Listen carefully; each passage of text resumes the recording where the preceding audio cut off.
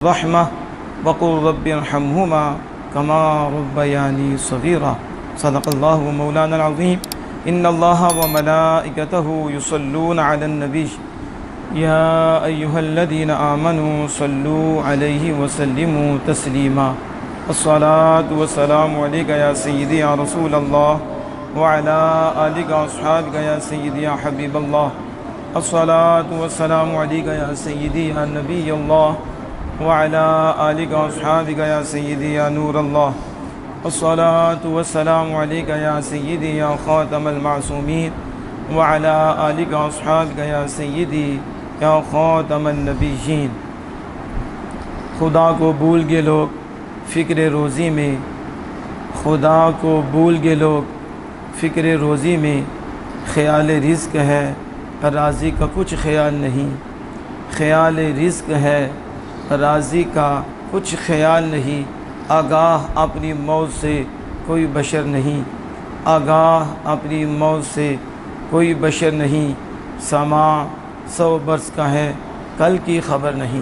خالق کائنات مالک کائنات جل وعلا کی حمد و ثنا نبی مکرم فخر دو عالم صلی اللہ تعالی علیہ وآلہ وسلم کی بارگاہ اقدس میں ہدیہ درود و سلام عرض کرنے کے بعد میں اور آپ آج جامع مسجد قاری صاحب میں ایک اللہ کے گھر کے خادم بابا اسلم صاحب ان کے ایصال ثواب کے لیے یہاں حاضر ہیں۔ دعا گوہوں کے مالک ان کے کامل بخشش و مغفرت فرمائے، ان کے درجات کو بلند فرمائے، اور ہمیں بھی اپنے گھر کے ساتھ محبت اور پیار، خدمت، تعاون اس کی توفیق عطا فرمائے، ہماری نسلوں کو بھی اس کی توفیق عطا فرمائے۔ یاد رکھیں عبادت اللہ کی ہے اور ہر مومن پہ لازم ہے، جو بالغ ہے عاقل ہے اس کے لیے ضروری ہے کہ وہ اللہ کے فرامین پہ عمل کرے، جس سے اللہ پاک نے روکا ہے اس سے باز آئے، جس کا کرنے کا حکم دیا اسے کرے، یہ عبادت ہے اللہ کی۔ اور پھر اس کے ساتھ اس نے اپنے بندوں کے ساتھ اس نے سلوک کا حکم بھی دیا۔ پھر اس مالک کائنات جل وعلا نے اس کائنات میں محسنین پیدا کی ہیں، جس میں سب سے بڑے محسن میرے اور آپ کے آقا ہیں صلی اللہ تعالی علیہ وآلہ وسلم۔ پھر ان محسنین کی تعظیم، ان کے حقوق، ان کا ادب، ان کا احترام لازم قرار دے دیا، اور رسول اکرم صلی اللہ علیہ وسلم کی تعظیم کو فرض قرار دے دیا۔ یہ سب پہ لازم، سب پہ ضروری، اور ہر گھڑی ضروری، ہر گھڑی لازم، تعظیم مصطفیٰ، ادب مصطفیٰ۔ عبادت صرف اللہ کی ہے، تعظیم اللہ والوں کی ہے، احترام اللہ والوں کا ہے۔ عبادت صرف باپ کی جو تعظیم کرتا ہے یہ کوئی شرک تو نہیں ہے۔ ایسے بھی کمینے پیدا ہو گئے جن کے ہاں کہ کسی کا بھی ادب کریں تو شرک ہوتا ہے، اور ان کے مذہب کا بڑا رکن یہی ہے اللہ کے سوا کچھ نہیں، اور یوں کہہ دیتے ہیں بابے کوئی شے نہیں۔ مطلب کیا؟ ماں باپ کیا ہیں ان کے نزدیک؟ نبی کوئی شے نہیں تو ماں باپ کیا ہیں؟ اور پھر اولیاء کیا ہیں؟ صحابہ کیا ہیں؟ آل رسول کیا ہیں؟ جب ان کے ہاں اللہ کے سامنے کوئی شے ہی نہیں، کچھ بھی نہیں۔ سمجھ آ رہی ہے آپ کو؟ تو یہ میں اس لیے عرض کر رہا ہوں کہ آپ اپنے ایمان کو پختہ کریں۔ یہ نہیں ہے کہ باپ ذلیل شے ہے، ماں ایک ذلیل شے ہے، اور امام ایک ذلیل ہے، عالم ایک ذلیل ہے، بڑے ذلیل ہیں۔ ہاں، وہ جو سمجھتا وہ خود ذلیل ہے، جسے رب نے ایمان دیا ہے وہ ذلیل نہیں ہے، وہ عزت والا ہے۔ بولو، جسے ایمان ملا وہ کون ہے؟ ہاں، جو کہتا ہے نا، تو ہم اس بات پہ مانیں گے کہ جو کافر ہے وہ ذلیل ہے، جو منافق ہے وہ ذلیل ہے۔ ہاں، کہنے والا اگر کافر و منافق ہے تو بات ٹھیک ہے، اگر کوئی مومن ہے تو پھر وہ قرآن و حدیث سے دور ہے، گمراہ شخص ہے، لوگوں کو کس راستے پہ لے کے جا رہا ہے۔ اللہ پاک خود قرآن پاک میں فرماتا ہے کہ عزت تو اللہ کے لیے ہے، اور عزت اللہ کے رسول کے لیے ہے، وَلِلْمُؤْمِنِينَ، اور عزت مومنین کے لیے۔ اب بولو کس کے لیے عزت ہے؟ آپ سانوں نے روزہ تو نہیں رکھا، ایک دن بولا ہی نہیں جائے گا، روح قبض ہو جائے گی پھر بولنا بھی چاہو گے نہیں بول سکو گے، تو پھر کیا کرو گے؟ ابھی آپ کے منہ میں زبان ہے، اس لیے حق بولو، اور یہ حق اپنے بچوں تک پہنچاؤ، نسلوں کو بچاؤ، وگرنہ قبر میں رو گے، حشر میں بھی رو گے جب بچوں نے گلے سے پکڑ لیا کہ ہمارا ایمان تو تم نے بچایا ہی نہیں۔ تو باپ کا مطلب بچے جننا ہوتا ہے، بس بچے کا ذریعہ بنے، ماں کا مطلب بچے کا ذریعہ بنے، اور کوئی حق نہیں اس کے اوپر۔ اللہ نے فرما دیا ہے کہ پوچھا جائے گا، اور جس نے بچے کو جہنم سے نہ بچایا باپ کٹہرے میں کھڑا کر دیا جائے گا۔ باپ پہ لازم ہے کہ اپنے بچوں کو ایمان کے متعلق بتائے۔ سب سے پہلے جس کے ذریعے جہنم سے بچے گا وہ اللہ اس کے رسول کی محبت ہے، یہ باپ دے گا، اس کے ذرائع اختیار کرے گا۔ تو ایمان، تو رب فرماتا ہے جسے ایمان مل گیا وہ عزت والا۔ بولو، جسے ایمان ملا وہ کون ہے؟ تو جو کہتا ہے کہ مومن کوئی شے نہیں، خود کون ہے وہ؟ لیکن اللہ پاک فرماتا ہے منافق نہیں جانتے۔ کون نہیں جانتے؟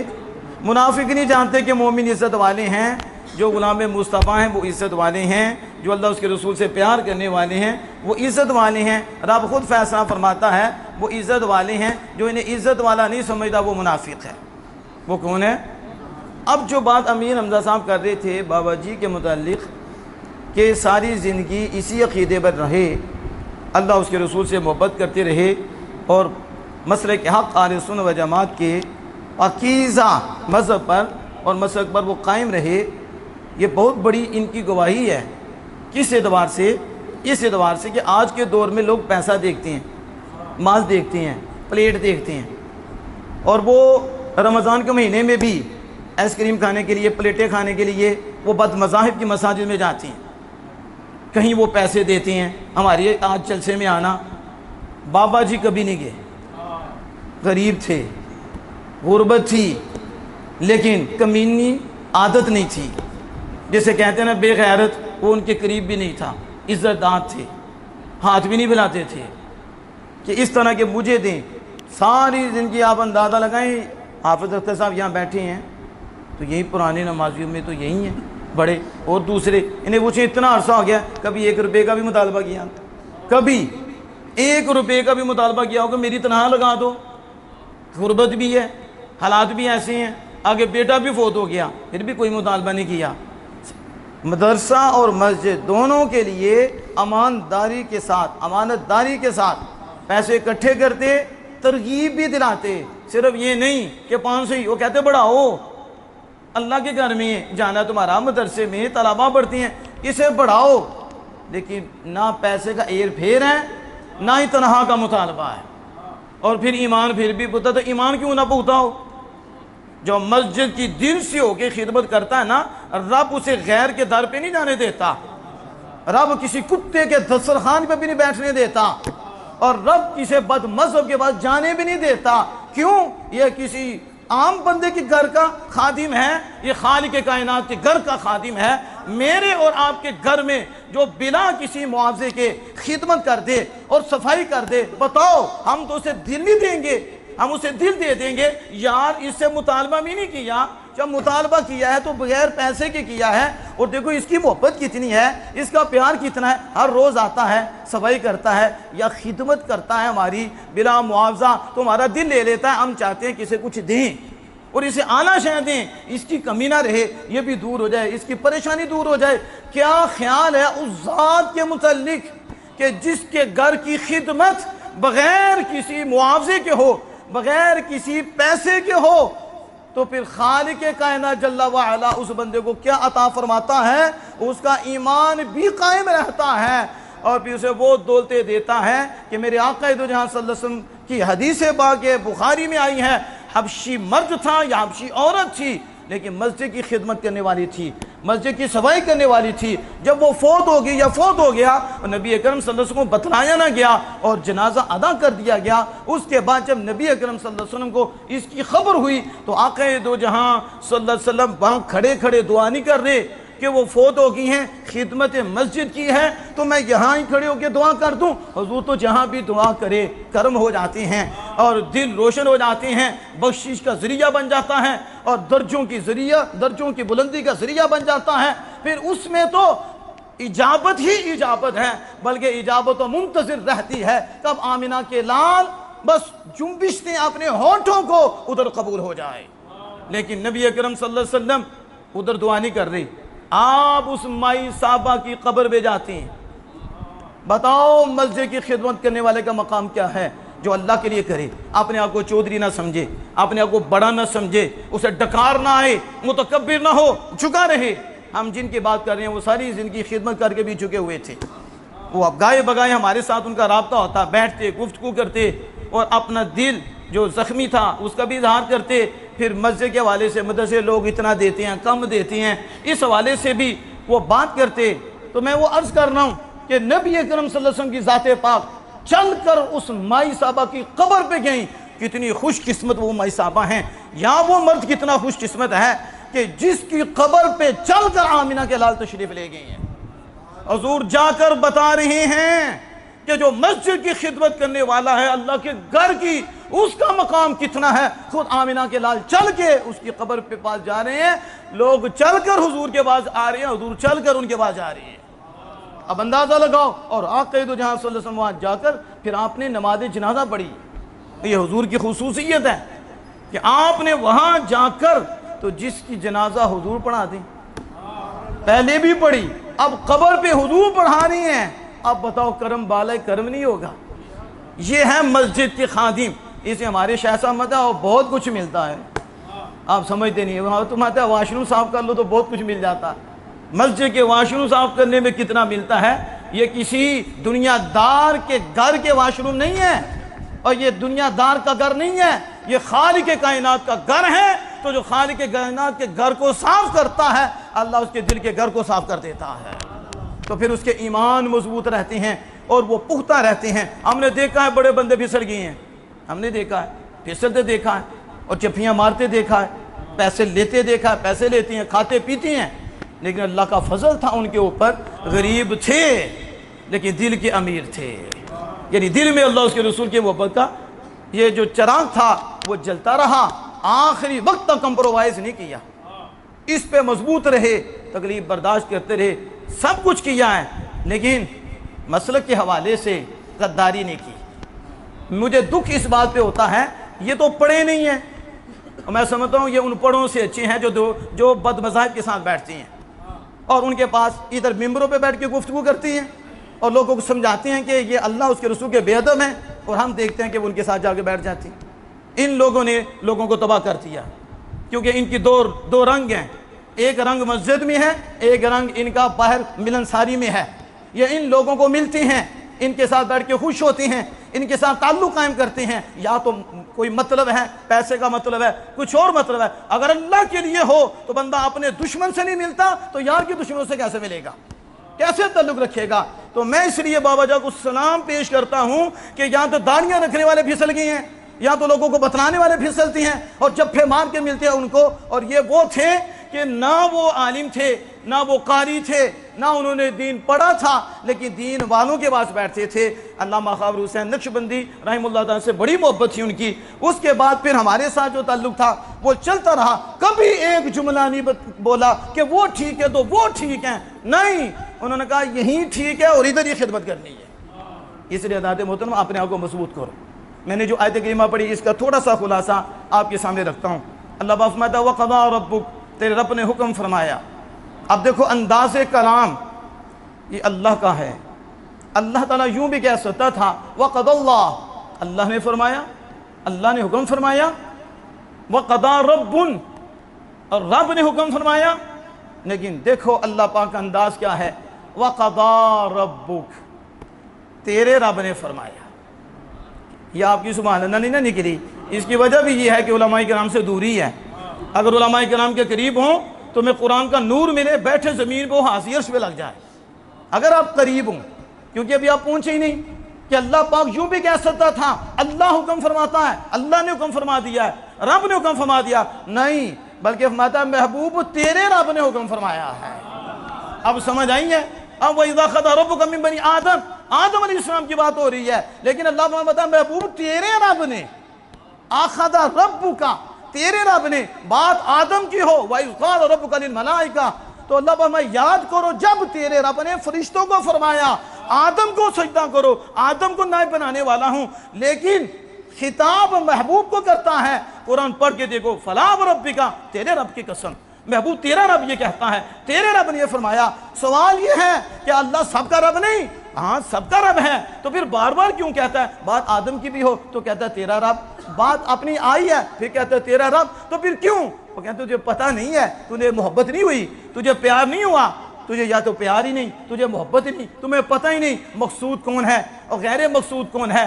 مطلب یہ ہے اللہ سمجھانا چاہتا ہے، اور سنو میں سب کا رب ہوں، لیکن حقیقت میں ایک ہی ذات ہے، وہ مصطفیٰ جان رحمت ہے، میں اس کا رب ہوں اور ان کے ذریعے سب کا رب ہوں۔ وگرنہ تو آپ کا بھی رب ہے، میرا بھی رب ہے، سب کا رب ہے، لیکن دیکھو پیار کتنا ہے، محبت کتنی ہے کہ بار بار یار کا ہی ذکر ہوتا ہے۔ قضا ربک، تیرے رب نے حکم فرمایا اللہ تعبدو الا ایاہ، کیا حکم فرمایا؟ عبادت صرف اللہ کی، اللہ کی عبادت کرنی۔ کس کی عبادت ہے؟ اب میں ادھر بیٹھا ہوں، آپ بھی ہیں، 10 بجے کے پہلے آپ آئے ہوئے ہیں، ایسے ہی ہے نا؟ اگر ہم نے فجر ہی نہیں پڑھی تو اب ہم یہاں آئے ہیں تو ہم کس کے بندے ہیں؟ ہم مومن ہیں، ہم اللہ کو مانتے ہیں، تو عبادت کس کی کرنی تھی؟ یہ جو کر رہی ہیں یہ فرض ہے۔ وہ جو صبح تھی وہ کیا تھا؟ اب جو ظہر آئے گی وہ کیا ہے؟ تو وہ کہاں جاتی ہے؟ مومن عابد ہوتا ہے، مومن اللہ کا فرما بردار ہوتا ہے۔ کافروں کی تو بات ہی نہیں، کافر تو یونیورسٹی میں داخل ہی نہیں ہوئے، تو جو ایمان کی یونیورسٹی میں داخل نہیں ہوا اس کے لیے تو یہ مسئلہ نہیں، مسئلہ تو مومنین کے لیے ہے۔ کافروں کو بھی حکم ہے لیکن وہ نہیں مانتے، لیکن جو مانتے ہیں وہ کیوں نہیں مانتے؟ نہیں سمجھ آئی؟ اور جو مانتے ہیں تو رب کی کیوں نہیں مانتے؟ یہ ختموں بھی اکٹھی ہونا ہے، جنازوں بھی اکٹھی ہونا ہے۔ رات کو دیکھو جنازہ کتنا تھا، آپ نے دیکھا؟ اور اس جنازے میں پوچھنا تھا ہاتھ کھڑے کرا کے کتنوں نے عشاء کی نماز پڑھی؟ ہاتھ کھڑے کراتے آپ کو سمجھ آتی، اور خدا کے بندے یہ جنازہ ضروری تھا یا تیرے لیے عشاء کی نماز ضروری تھی؟ جنازہ تو کوئی بھی پڑھ لیتا، فرض کفایہ تھا، ادا ہو جاتا، فرض عین کہاں ہے؟ لیکن مسئلہ یہ بنا ہے کہ ہم اس چیز کو اختیار کرتے ہیں جو ہمارے نفس پہ آسان ہوتی ہے۔ جس بھی ہمیں مشکل آتی ہے نا، ہم نہیں رب دیکھتے، نہ رب کے مصطفیٰ کو دیکھتے ہیں، ہم کہتے ہیں نا سخت ہے پیچھے، میٹھا میٹھا ہاپ اپ، کوڑا کوڑا تھو تھو۔ یہ حالات ہیں ہمارے۔ مومن ایسا نہیں ہوتا۔ مومن کیسا ہوتا ہے؟ سنو مومن کس سے کہتے ہیں اور وہ کیسا ہوتا ہے؟ علامہ اقبال شاعر مشرق نے یوں بھی کہا ہے، اور یہ شہادت کا الفت میں ہے قدم رکھنا، یہ شہادت کا الفت میں ہے قدم رکھنا۔ لوگ آسان سمجھتے ہیں مسلمان ہونا، اور یہ شہادت کی جگہ ہے، تو کہتا ہے مجھے محبت ہے اللہ اس کے رسول سے، تو پھر تو شہادت کی جگہ میں قدم رکھنا ہے۔ یہ ہر وقت قربانی، ہر وقت قربانی، کوئی ایسا لمحہ نہیں قربانی نہ ہو۔ تصور پہ بھی رب کی شریعت ہے کہ تصور بھی غلط نہیں رکھنا، خیال بھی غلط نہیں رکھنا۔ جہاں بھی بیٹھنا ہے تیرا خیال خالق کائنات اور آمنہ کے لال کی مرضی کے مطابق ہو۔ تیرے خیال پہ بھی شریعت پابندی لگاتا ہے، تیرے دل کے سوچوں پہ بھی شریعت پابندی لگاتا ہے۔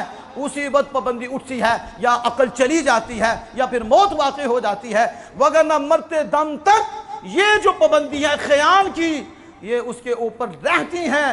جب تک دماغ اور عقل کام کرتی رہتی ہے اس وقت تک شریعت کی طرف سے اس پر پابندی ہے کہ اپنے خیال کو آوارہ نہیں چھوڑنا۔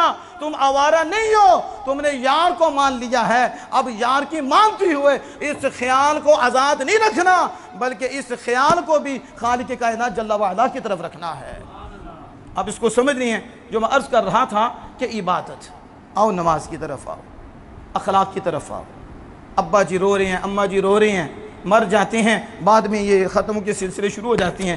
میں اس کے خلاف نہیں ہوں، لیکن میں جس اینگل سے بات کر رہا ہوں، جب انہیں ضرورت ہوتی ہے اس وقت کوئی انہیں کندھا نہیں دیتا، سپورٹ نہیں دیتا، تعاون نہیں کرتا، اور پھر جنازے پہ رشتہ دار نظر آ جاتے ہیں، جنازے پہ نظر آتے ہیں، یہ بھی ہے یہ بھی ہے یہ بھی ہے، پھر کہتے ہیں جی ناشتہ ہماری طرف سے۔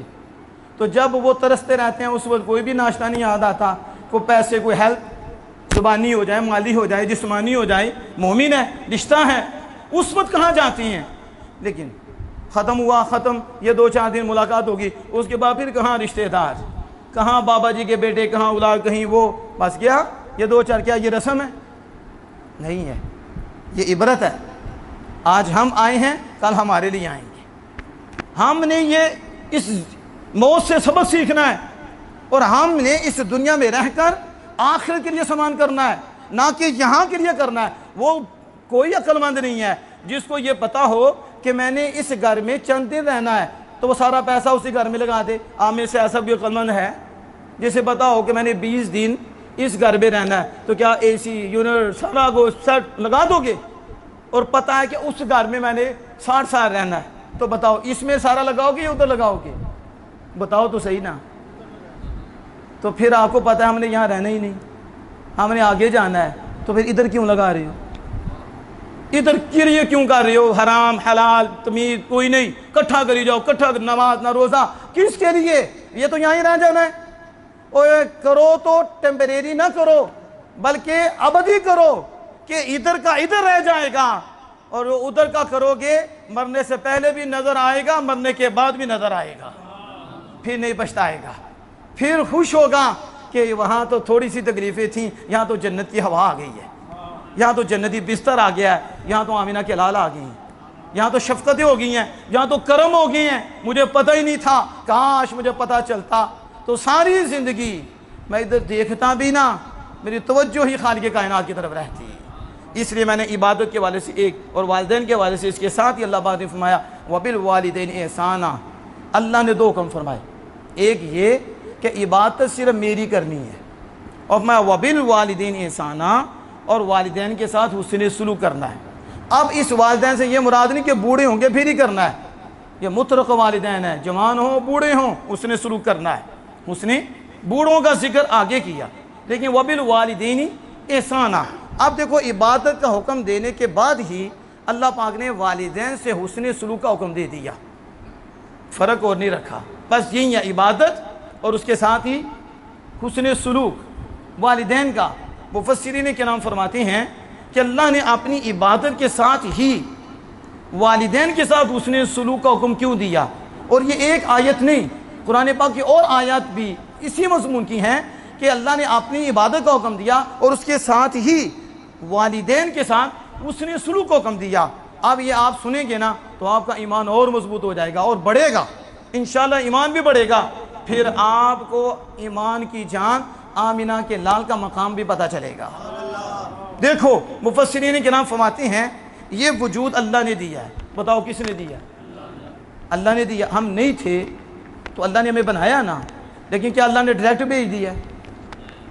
نہیں بھیجا. مجھے اور آپ کو یہاں والدین کے ذریعے بھیجا، تو کس کو ذریعہ بنایا؟ تو کہتے ہیں حقیقی محسن اللہ پاک ہے، کیونکہ وہ وجود دینے والا ہے، وہ وجود دینے والا ہے، حقیقی محسن وہ ہے. لیکن اس محسن حقیقی نے اس وجود کا ذریعہ تمہارے والدین بنائے ہیں، اور والدین محسن مجازی ہیں، والدین بھی تمہارے محسن ہیں، اور خدا بھی تمہارا محسن ہے، لیکن خدا تعالی حقیقی محسن ہے اور والدین ایک ذریعہ ہے. اس اعتبار سے یہ محسن مجازی ہیں. تو اللہ پاک فرما رہا ہے وجود میں نے دیا لیکن وجود کا ذریعہ والدین کو بنایا ہے. اس جو ذریعہ بنے ہیں نا تیرے آنے کے، یہ ایسا احسان ہے کہ تمہاری ساری زندگی گزر جائے اور ایک پاؤں پہ کھڑے ہو کر عبادت کرتے ہوئے گزر جائے، پھر بھی تم یہی احسان والدین کا ادا نہیں کر سکتے. تو فرمایا پھر میری عبادت کے بعد اپنے والدین سے حسن سلوک کرو، ان کا حق مانو اور ان کی پیروی کرو، ان کے حکم کو مانو. میں آپ سے پوچھتا ہوں کہ ایک والدین ہیں اور ان کی 4 5 6 یا 10 12 اولاد ہیں، اور وہ اولاد والدین کا حق ادا نہیں کر سکتی کیونکہ انہیں وجود والدین کے ذریعے ملا ہے، اور اب وہ وجود نہیں دے سکتے. والدین نے اسے وجود دیا ہے لیکن اولاد دے سکتی ہیں. اب باپ فوت ہوا ہے تو اولاد زندہ کر سکتی ہیں؟ نہیں دے سکتی. تو یہ احسان تو بچے کے سر پر ہی رہے گا، تو یہ کبھی بھی ادا نہیں کر سکتا. تو بس ان کا کام ہے ان کے آگے جھکے رہنا، ان کی اطاعت کرنا، ان کا حکم ماننا، اس نے سلوک سے پیش آنا. مجھے یہ بتاؤ 1 2 وجود ملے تو آپ ان کا حق ادا نہیں کر سکتے، اور وہ ہر وقت ان کا احسان آپ کے سر پہ رہے گا. جن کے صدقے خالق کائنات نے ساری کائنات بنائی ہے، ان کے احسان کا عالم کیا ہوگا اور ان کے مقام کا عالم کیا ہوگا جب ماں باپ کا احسان تم اتار نہیں سکتے. اور آمینہ کے لال تو وہ ہیں اللہ نے سارا کچھ ہی ان کے ذریعے عطا فرمایا ہے. اس لیے والدین کا بڑا مقام ہے، والدین کی بڑی شان ہے، وہ اللہ پاک فرما رہا ہے۔ تو جس کو اللہ بیان فرما رہا ہے اور اللہ فرما رہا ہے تمہارے والدین اور حسن سلوک کرو، جب بوڑھے ہو جائیں دونوں یا ایک، بڑھاپے کو پہنچ جائے، فرمایا پھر کیا کرو؟ فلا تقل لہما اف، پھر کیا نہیں کہنا؟ بڑا مشکل وقت ہے یہ، اور یہ جو آزمائش بنتی ہے بڑے پھسل جاتی ہیں، یہ ابا جی کو بولتے بھی ہیں، اماں جی کو بولتے بھی ہیں، اور رب نے لفظ اف بولنا بھی منع فرمایا۔ کیا؟ اف، ایک ہے ڈانٹ ڈپٹ، ایک ہے لفظ اف کا، اف بھی نہ بولے، تیرے کھانے کو صاف کرتے ہوئے ناک پہ پٹی بھی نہیں باندھی اور بو بھی آئی ہے، ناک نہیں چڑھایا، جب تجھ پہ یہ وقت آئے تو پٹی نہ ہو، خاتمہ نہ لگانا، آپ کرنا، اور پٹی ناک پہ نہ ہو، تیرا ناک نہ چھڑے، اف نہ نکلے، مارا جائے گا۔ فلا تقل لہما اف، یہ جو کتا کہتا ہے کوئی مقام نہیں، ہم نے کہا کمینے، نبی تو نبی ہیں، ولی تو ولی ہیں، یہاں دیکھ والدین کا مقام رب خود بیان فرما رہا ہے۔ فلا تقل لہما اف ولا تنہرہما قولا کریما، میں جھڑکنا بھی نہیں، بوڑھے ہو گئے ہیں، کیا ہو گئے ہیں؟ اب بچے ہو گئے ہیں، اب بچے والے ذہن ہیں ان کے، اعصاب کمزور ہو گئے ہیں۔ فلا تقل لہما اف ولا تنہرہما وقل لہما قولا کریما، اور فرمایا واخفض لہما جناح الذل، اور ان پہ نرمی کرو، کیا کرو؟ نرمی کرو۔ واخفض لہما جناح الذل من الرحمہ وقل رب ارحمہما کما ربیانی صغیرا، محبوب یوں کہیں اے مالک دونوں پہ یوں رحم فرما، یوں مہربانی فرما جیسے کہ بچپن میں انہوں نے مجھ پہ مہربانی فرمائی ہے، بچپن میں مجھے پالا ہے، ایسے ہی مالک ان پہ رحم فرما۔ آپ دیکھ رہی ہیں، یہ میرے پاس وقت نہیں ہے میں اس کی تفسیر کی طرف جاؤں، آپ خود یہ سبارہ اٹھائیں، اس کا ترجمہ پڑھیں، بچوں کو سنائیں، پھر حضرت حکیم لقمان علیہ رحمۃ الرحمن ان کی نصیحتیں 21ویں پارے میں جو آپ نے کی، انشکر لی ولوالدیک، یہ سارا چیپٹر جو ہے بچوں کو پڑھائیں، بچے آپ کے قدموں میں آ جائیں گے، آپ کے قدم چومیں گے، انہیں پتہ چل جائے گا اوہ ہماری اماں ہمارے ابا کا ہمارے ہاں مقام کیا ہے، ان کا مرتبہ کیا ہے، رب نے کیا فرمایا ہے، کس طرح ہماری دنیا بھی سنورنی ہے، کس طرح ہماری آخرت بھی سنورنی ہے، ان بابوں سے سنورنی ہے، ان کے ادب و احترام سے سنورنی ہے۔ خالق کائنات جل وعلا اس کے متعلق یوں قرآن پاک میں بیان فرما رہا ہے۔ آخری بات کر کے میں بات کو کمپلیٹ کرتا ہوں۔ نبی اکرم صلی اللہ تعالیٰ علیہ وسلم نے فرمایا تمہارا باپ جنت کے درمیانی جنت ہے، اور درمیانی جنت کا دروازہ ہے، یہ باپ ہے، اور باپ کے متعلق حضور نے فرمایا کہ باپ کی رضا میں رب کی رضا ہے، اور والدہ کے متعلق بھی آیا کہ دونوں کی رضا میں رب کی رضا ہے۔ اب دیکھ رہے ہو یہ جو اٹھ کے کہتے ہیں کہ اسلام نے کیا دیا، ہم نے کہا تو کافر ہے، اور اسلام نے تو دیا ہے کہ تیری ماں کے قدموں کے نیچے جنت رکھ دی ہے، اور تیرے باپ کو جنت بنا دیا ہے، جنت کا دروازہ سینٹر والا بنا دیا، بلکہ یوں حدیث پاک میں آتا ہے اور یہ دونوں ہی تیرے لیے جنت ہیں، تیرے ماں باپ تیرے لیے جنت ہیں، ایک کو راضی کرے دوسرا دروازہ بند ہے، دونوں کی راضی رکھنا پڑے گا تاکہ جنت تمہارے لیے کھلی رہے، ایک راضی ہو دوسرا ناراض ہو پھر بھی مسئلہ ہے، شریعت کے خلاف ہو تو پھر مسئلہ نہیں، شریعت کے موافق اگر والدین کو ناراض رکھتا ہے تو پھر اس کے لیے جنت کے دروازے بند ہیں، اس کے لیے دوزخ کے دروازے کھلے ہیں، اس پہ کرم کے دروازے بند ہو جاتی ہیں، اس پہ فضل کے دروازے بند ہو جاتے ہیں۔ یہی وجہ ہمارے شیخ فرماتے ہیں اور تمہارے سب سے پہلے مرشد تمہارے والدین ہیں۔ کون ہے؟ اگر والدین راضی ہیں نا تو فیض کا دروازہ کھلا ہے، تمہیں ملے گا۔ اگر والدین ہی راضی نہیں تو پھر کیا کرو گے؟ پھر والدین کو راضی کرو، اور جب راضی کرو گے گھر ہی میں شروع ہو جائے گا، گھر ہی میں کرم کا دروازہ کھل جائے گا۔ لیکن الگ بات ہے گھر کے پیر کو ہم مانتے ہی نہیں، ہماری عادت ہی یہ ہے، وہ کہتے ہیں کہ گھر کی دال گھر کی مرغی دال برابر، یہ ہمارا حال ہے۔ ابا جی کو کون مانتا ہے، اماں جی کو کون مرشد مانتا ہے؟ باہر کڑیوں والوں کو بھی مرشد مان لیں گے، انہیں پیسے بھی دے دیں گے، اماں جی کو جوتی مار دیں گے، اور تو جا کے پیر 1000 2000 3000 وہ ایسے پیر ہوتے ہیں۔ ہم جن پیروں کو مانتے ہیں وہ خدا کے ولی ہوتے ہیں۔ میں ان کی بات کر رہا ہوں جو بٹورتے ہیں پیسے، نہ ماں باپ کو پیسہ دینا، انہیں گالیاں دینا، کیا کچھ کرنا، ادھر 2 گھنٹے 6 گھنٹے اس بابے کے پاس جا کے بیٹھنا جس نے کڑے پہنے ہوئے ہیں، کیا دے گا تمہیں یہ کمینہ؟